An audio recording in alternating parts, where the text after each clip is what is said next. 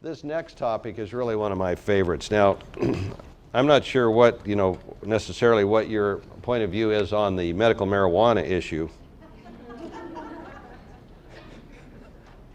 But who thought that the medical marijuana issue would create a potential problem for churches? Here's the problem. What does it take to become a card holder in the state of Arizona so that you're authorized to make use of medical marijuana? Well, basically you find a doctor who will say you have a covered affliction. You say you have severe chronic pain. Well, who of us doesn't have some kind of severe chronic pain?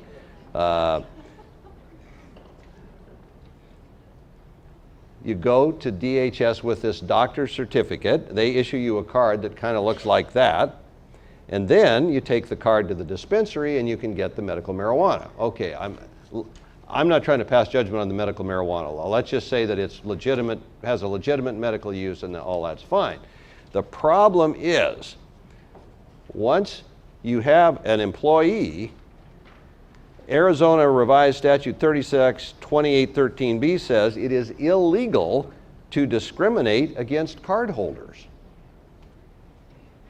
So, you can imagine the cultural issues that may pop up in your church when one of your employees essentially announces to the folks at the coffee pot that not only do they have a card, but they're planning to use marijuana or are using it or so on and so forth. So an overzealous administrator fires them, and the next thing you know, you're calling our employment law section, because Arizona law says you cannot fire someone simply because they are a card holder.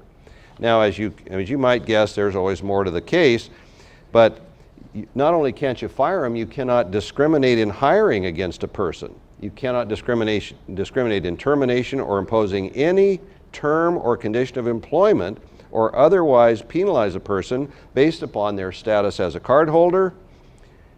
Well, there is some good news. If the person uses, possesses, or was impaired by marijuana on your premises, then you may have an out.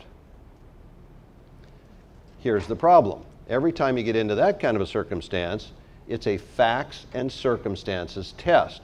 And whenever a lawyer says facts and circumstances, back up the dump truck with the money, because it means you probably are going to have to go to a jury to let the jury decide who they believe as to whether you fired them because they were using marijuana on the site. Can you actually prove it? Or did you fire them just because you didn't like marijuana?